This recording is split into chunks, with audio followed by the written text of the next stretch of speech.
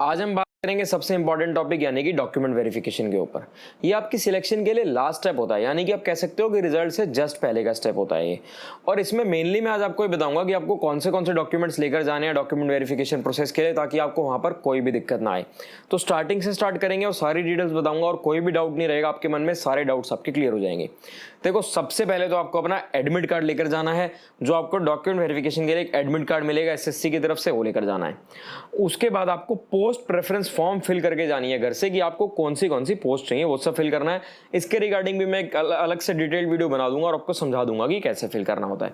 उसके बाद आपको अपना आईडी प्रूफ लेकर जाना है, जैसे कि आधार कार्ड, लाइसेंस, तो कोई भी अपना एक गवर्नमेंट अप्रूव्ड आईडी प्रूफ लेकर जाना। उसके साथ साथ आपको अपनी 2 फोटोज लेकर जानी है। ये तो हो गई बेसिक चीजें जो एंट्री पे आपके काम आएंगी, एडमिट कार्ड वगैरह और ये सारी चीजें। पोस्ट प्रेफरेंस आपको वहां पर देनी होगी। अब बात करते हैं आपकी आपने जो एजुकेशन है उससे रिलेटेड आपको क्या क्या अपने डॉक्यूमेंट्स वगैरह लेकर जाने हैं। सबसे पहले आपको लेकर जाना है 10th की मार्कशीट और 10th की पासिंग सर्टिफिकेट। अब देखो, जो 10th की मार्कशीट का मेन काम होता है 10th की मार्कशीट का आपका name, parents name, date of birth, ये सारी चीजें वो 10th की मार्कशीट से चेक करते हैं। तो अब कुछ लोगों के मन में ये डाउट आ रहा होगा कि मैंने 10th में 2 चीजें बोल दी, एक तो मैंने मार्कशीट बोल दी, एक मैंने पासिंग सर्टिफिकेट बोल दी। हाँ भाई, ये दोनों अलग चीजें होती हैं, लेकिन ये क्या होता है, ये हर साल मैटर करता है। जैसे मैं सीबीएसई का पास आउट हूँ और मेरी 10th में जो सीबीएसई हुई थी मेरी 2012 में हो गई थी। तो जो हमारा 2012 बैच था उस टाइम पे मार्कशीट और पासिंग सर्टिफिकेट दोनों एक ही होती थी, मतलब एक के ही अंदर मार्कशीट भी थी और पासिंग सर्टिफिकेट भी थी। तो ये हर साल वेरी कर सकता है, तो आप देख लेना कि आपके टाइम पे सेम ही होती है या अलग होती है। अगर अलग होती है तो दोनों लेकर जाने हैं। 10th के बाद बारी आएगी 12th की। 12th में भी सेम होगा, मार्कशीट अलग और पासिंग सर्टिफिकेट अलग। 12th में मार्कशीट और पासिंग सर्टिफिकेट हमेशा अलग होती है, आपको दोनों चीजें चाहिए। बहुत से लोग कमेंट पूछते हैं कि ये नहीं है वो नहीं है, तो भाई ये डॉक्यूमेंट्स आपको चाहिए, नहीं है तो अरेंज करो, जैसे मर्जी करो, आपको चाहिए। अब इसके बाद बारी आती है आपकी ग्रेजुएशन की। ग्रेजुएशन में एक तो जितने भी सेमेस्टर्स होते हैं सेमेस्टर वाइज आपको अपनी मार्कशीट चाहिए। अगर सेमेस्टर वाइज नहीं है तो आप कंसोलिडेटेड भी लेकर जा सकते हो। कंसोलिडेटेड में सारे सेमेस्टर्स की होती है, मतलब अगर बीटेक में हो या जो भी आपने कोर्स किया 6 सेमेस्टर या 8 सेमेस्टर है, सारे सेमेस्टर की होती है। कंसोलिडेटेड में चल जाती है वो भी, बाकी सेमेस्टर वाइज हो तो वो ले जाना। उसके साथ साथ आपको अपने कॉलेज की डिग्री लेकर जानी है, जो डिग्री मिलती है। अब देखो, कई कॉलेजेस में क्या होता है कि डिग्री ना लेट आती है, जैसे रिजल्ट तो आ गया उसके बाद डिग्री आने में समय लग जाता है, तो कॉलेज आपको प्रोविजनल डिग्री प्रोवाइड कर देता है। तो अगर आपकी असली ओरिजिनल डिग्री नहीं है तो आप प्रोविजनल डिग्री लेकर जा सकते हो, कोई दिक्कत नहीं आने वाली, प्रोविजनल चल जाती है वहां पर ऐसे केस में। और एक चीज जो लोग पूछते हैं कि जो डेट दे रखी होती है कि उससे पहले रिजल्ट होना चाहिए, वो कैसे पता चलेगा, ये बहुत से लोगों का डाउट है। तो भाई वो आपको ऐसे पता चलेगा कि जो आपके फाइनल सेमेस्टर की डिग्री का जिस दिन आपका रिजल्ट आया ना, उस तारीख को, उस डेट को वो डेट मानते हैं जिस दिन आपके फाइनल सेमेस्टर का रिजल्ट आया। अब आपको इसके साथ साथ, ये तो सारी चीजें थी यूआर कैटेगरी के लिए। अब बाकी कैटेगरीज के लिए आपको अपनी कैटेगरी सर्टिफिकेट भी लेकर जानी होती है। अब उसके बाद अगर आप ऑलरेडी किसी डिपार्टमेंट में कहीं पर वर्किंग और जॉब कर रहे हो तो आपको वहां से एनओसी लेकर जानी होती है। अब जो मैंने आपको ये डॉक्यूमेंट्स बताए हैं इन सब की आपको फोटोकॉपी भी लेकर जानी होगी। 2 पेयर ले जाना फोटोकॉपी के, वैसे काम एक ही आता है लेकिन आप फिर भी 2 ले जाना और उनको सेल्फ अटेस्ट करके जाना। अपना सेल्फ अटेस्टेड लिखकर अपने साइन कर देना और सेल्फ अटेस्ट हो जाएगा। उसके साथ साथ जो मैंने आपको ये जितने भी डॉक्यूमेंट्स बताया ना, ये इसी सीक्वेंस में अरेंज करके जाना।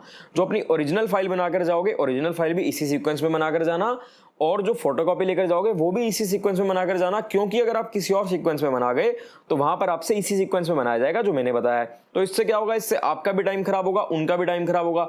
वहां ये सब करोगे जल्दबाजी में कुछ गड़बड़ी ना हो जाए। तो भाई जब मैंने बता ही दिया, आपको पता ही है, तो इसी सीक्वेंस में ले जाओ, दिक्कत की क्या बात है। अब सबसे कॉमन डाउट जिसके लिए मेरे पास बहुत कमेंट्स और बहुत मैसेजेस आ रहे हैं, इंस्टाग्राम पर डीएम्स आ रहे हैं, बहुत से लोगों का ये डाउट है कि मदर्स नेम या फादर्स नेम या खुद के नेम में 10th में, 12th में, ग्रेजुएशन में कुछ ना कुछ मिसमैच है।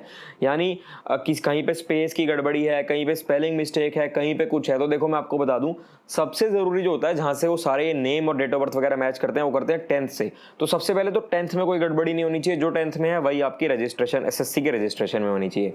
अब अगर मान लो कहीं 12th में गलती है, कहीं ग्रेजुएशन में गलती है, डिग्री में गलती है, तो अभी तो आपके पास समय है, आप उसको करेक्ट करवा सकते हो। कोशिश करो कि करेक्ट हो जाए, बेस्ट रहेगा करेक्ट हो जाए। तो अगर करेक्ट नहीं भी हो पाता किसी कारणवश और वहां पर वो अगर आपको कुछ कहते हैं तो आप लोग एफिडेविट बनवा कर चले जाना, उनको एफिडेविट दिखा देना, ये चल जाता है। ये बहुत बेसिक चीजें होती है, छोटी छोटी चीजें होती है, इन चीजों की वजह से आपको रिजेक्ट नहीं किया जाता। और ये देखो कि जो लोग वहां बैठे हैं वो आपको सिलेक्ट करने के लिए बैठे हैं, आपको रिजेक्ट करने के लिए नहीं बैठे। अब रिजेक्ट किन चीजों पर किया जाता है मैं ऑलरेडी बता चुका हूं, एक बार फिर आप लोगों को बता देता हूं कि जो डेट है ना, सबसे बड़ा जो कारण होता है रिजेक्शन का, जिस डेट को एक उसमें नोटिफिकेशन में डेट दे रखी होती है, जैसे कि हमारी 2018 में 1 अगस्त थी कि आपकी जो ग्रेजुएशन का रिजल्ट है वो 1 अगस्त तक आ जाना चाहिए। तो अगर किसी का उस डेट के बाद रिजल्ट आया होगा ना, तो वो बच्चा रिजेक्ट होगा ही होगा, उसको कोई नहीं बचा सकता रिजेक्ट होने से। या मान लो आपकी फाइनल सेमेस्टर में री आ गई, आपका रिजल्ट तो आ गया 1 अगस्त से पहले, लेकिन आपकी आ गई री, तो वो री आपने क्लियर करी, वो री आपकी क्लियर अक्टूबर में, नवंबर में, यानी कि 1 अगस्त से बाद हुई, तो आपकी डिग्री तो फाइनल उसके बाद ही मानी जाएगी, तो भी आप रिजेक्ट हो जाओगे। तो भाई जो वो तारीख, जो डेट दी होती है नोटिफिकेशन में, उससे पहले आपका रिजल्ट आ जाना चाहिए। अगर उसके बाद आया तो आप 100% रिजेक्ट हो गए, कोई नहीं बचा सकता आपको।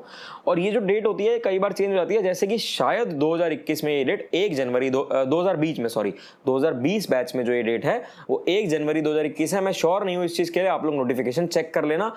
ये हर बार थोड़ी बहुत चेंज हो जाती है, डेट जनरली 1 अगस्त ही रहती है, लेकिन इस बार शायद 1 जनवरी है। ये तो मैंने आपको सारे डॉक्यूमेंट्स बताए कि क्या क्या डॉक्यूमेंट्स लेकर जाने हैं। अगर आप लोग सारी कंप्लीट डिटेल्स जानना चाहते हो डीवी के बारे में, सब कुछ जानना चाहते हो कि कैसे होता है, कहां पर होता है, क्या क्या चीजें होती हैं, मेरा एक्सपीरियंस क्या रहा, उसके लिए ऑलरेडी मैंने वीडियो बना दी है, वो ऊपर आपको यहाँ पर आई बटन में मिल जाएगी, मैं डिस्क्रिप्शन में भी डाल दूंगा। और अगर आप इस टाइप की कोई भी वीडियो देखना चाहते हो तो आपको मेरी प्लेलिस्ट में स्ट्रेटेजी एंड टिप्स नाम की एक प्लेलिस्ट होगी, उसमें आपको इस टाइप की सारी वीडियोस मिल जाएंगी। अब नेक्स्ट वीडियो आपको किस टॉपिक पर चाहिए फटाफट से कमेंट करके बता देना। चलो ठीक है, फिर मिलते हैं आपसे अगली वीडियो में।